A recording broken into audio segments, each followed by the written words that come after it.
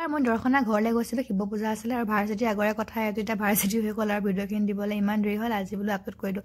এয়া মায়ে পিঠাগুড়ি চালি আছে, এয়া পূজাৰ যোগাৰ হৈ আছে আৰু এয়া বেলপাতটো লাগিবই, শিৱ পূজাৰ মেইন বস্তু। এইফালে এয়া মাৰ প্ৰসাদ, এয়া ফলহাৰ আৰু এয়া এফালে পূজা ষ্টাৰ্ট হ'ল। ৰাতি আছিলে যিহেতু আৰু সেইদিনা বতৰটো বহুত বেয়া আছিলে, কিন্তু তথাপিও পূজাভাগ ধুনীয়াকৈ হৈ গ'ল। এয়া দেউতা, এয়া বাবা দা পূজা কৰি আছে আৰু মই বোলো অলপ ঘৰত ধূনা দিওঁ।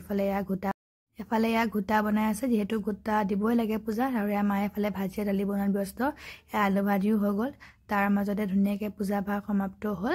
আৰু মই এয়া বেঙেনা ফ্ৰাই কৰি আছোঁ, যিহেতু মই বৰণ দিছিলোঁ, একো নাই খোৱা ৰাতিপুৱাৰ পৰা, গতিকে পূজা ভাগ ভগালে ৰৈ আছিলোঁ। সেয়া পূজা ভাগিলে আমি মাহ প্ৰসাদ খালোঁ, লগতে ঘোটাও অকণমান খালোঁ, যিহেতু এইটো নিয়ম কৰা হ'ল আচলতে। তাৰপাছতে ধুনীয়াকৈ বাবা দাহঁতে ভাত খালে আৰু আমিও শেষত খালোঁ। সকলোকে যাতে ভগৱানে ভালে কুশলে ৰাখক তাৰে কামনা কৰিছোঁ। আকৌ লগ পাম।